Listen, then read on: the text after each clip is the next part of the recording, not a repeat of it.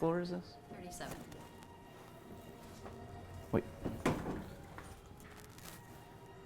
Hit 13. There's no 13. Yeah, there is.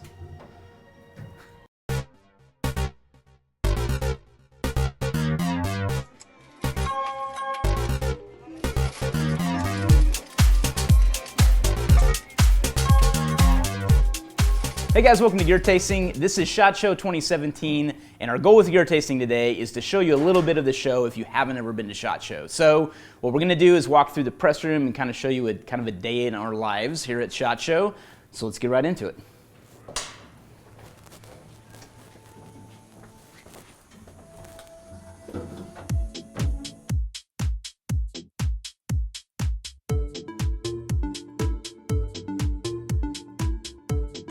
Hey guys, I also wanted to include this on our gear tasting stop. This is Illy, best place to get coffee at SHOT Show, in my humble opinion. This is at the Palazzo, so if you're interested, check it out.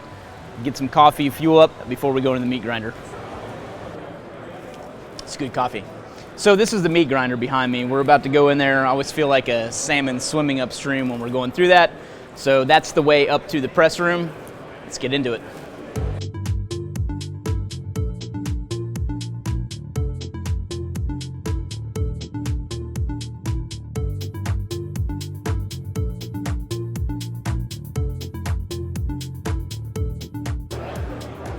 Those are the dangerous people with the rolly carts.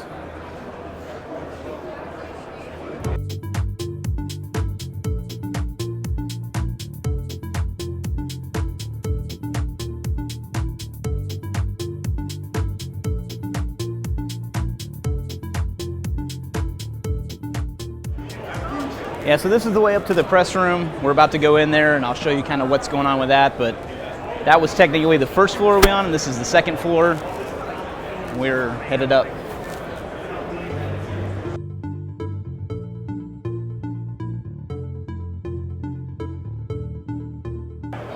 In the last few years, it's got super crowded up here.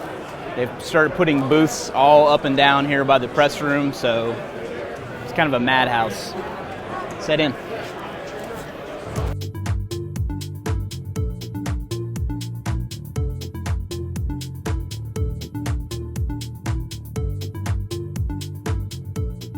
So this is the press room. We're up here every morning, usually before the show starts. So typically the show starts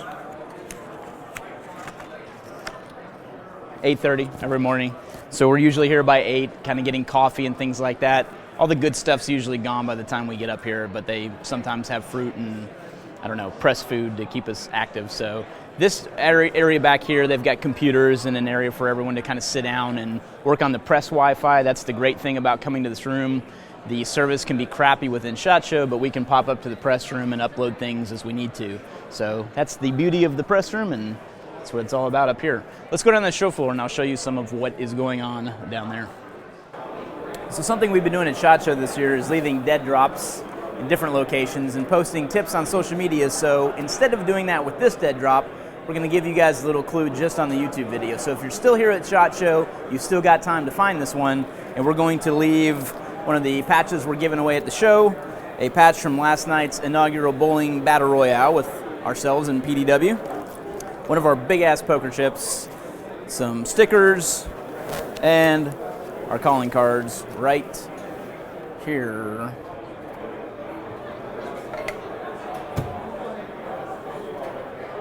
So come find it.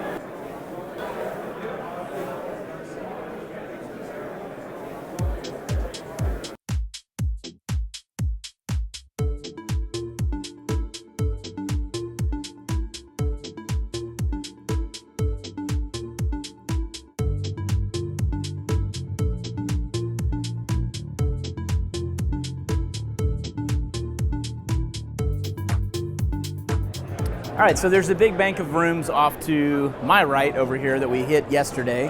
And then there's also a big bank of rooms off to my left, which we also hit. So I would say that's kind of the major area for the tactical stuff that's going on at the show.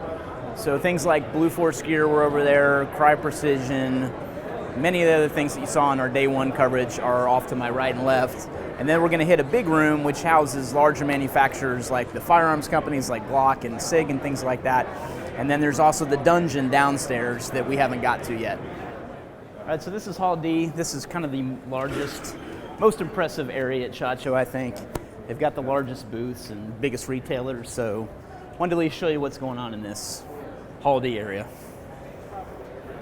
All right, so basically, as you can see, these are some of the larger manufacturers, larger retailers that are at SHOT Show.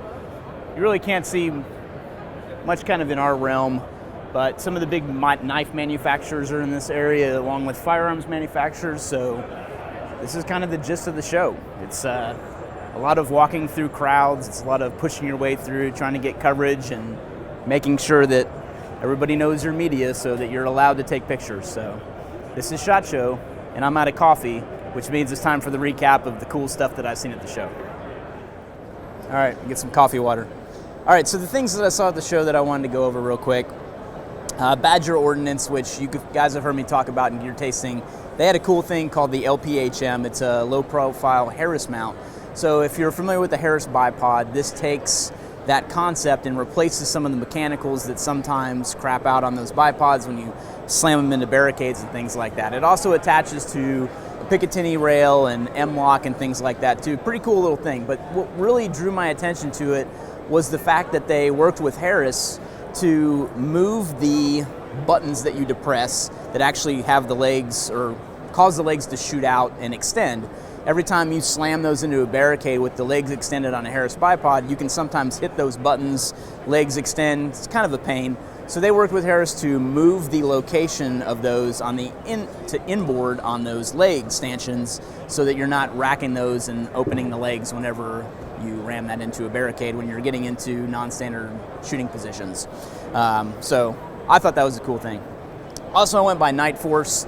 I had the pleasure of doing something with Accurate Ordnance and Night Force a couple of months ago. I went out to Georgia to go shoot with those guys, and Wayne, my contact at Night Force, had a prototype of a tripod they were working on, which really drew my interest. And as somebody that uses trekking poles religiously, they have a new tripod they came out with that's carbon fiber. And what I liked about that is you could take two of the legs, unscrew them from the tripod base, and turn them into trekking poles. So what's great about that is that it makes it even lighter weight. So if you just have to carry the head of a tripod, you can take that head mount, use one of the legs, and turn it into a monopod to use for like a spotting scope or something like that. So kind of cool stuff from Night Force.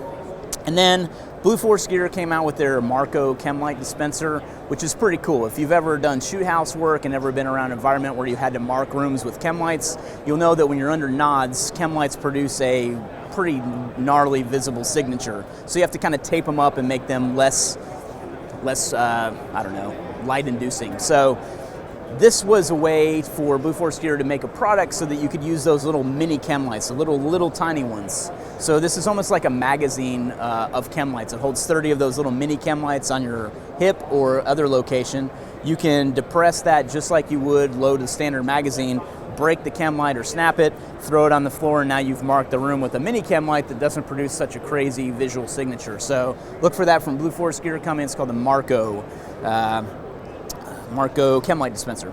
And then also PMag and Magpul is celebrating 10 years of the PMag. I thought that was pretty neat.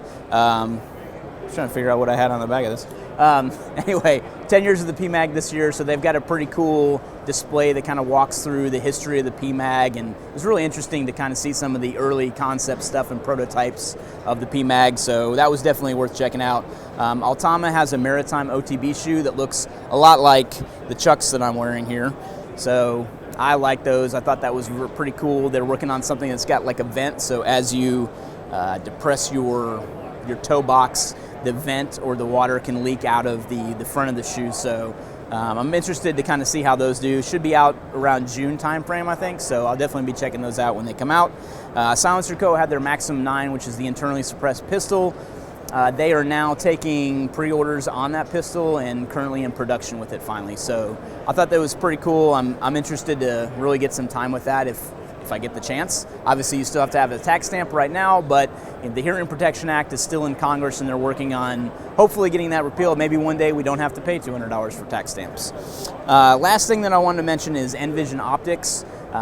Recently coming off of the night vision stuff that I did with Telluric Group, I really got to see truly what a 40-degree field of view feels like, looking through that all the time, sweating profusely, doing night vision work, and 40-degree field of view sucks.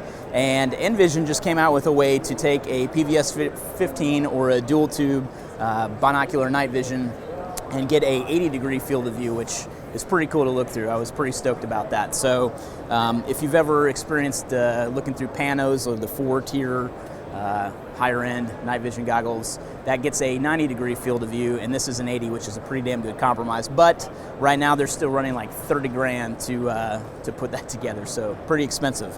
They did talk about retrofits too, so if you have an existing PVS 15 unit, they can actually do that lens manipulation to turn into an 80-degree field of view. So that's SHOT Show 2017 and the cool shit that I saw. Hey guys, thanks for watching Gear Tasting. As always, remember to use the # Gear Tasting on any social media network, and we will get your questions answered here on Gear Tasting. If you're liking what we're doing, please consider joining the Crew Leader membership, link below in the description. And a huge thank you to Camillus Knives, who allowed us to stand up here in their perch and film the awesomeness from SHOT Show. Thanks for watching.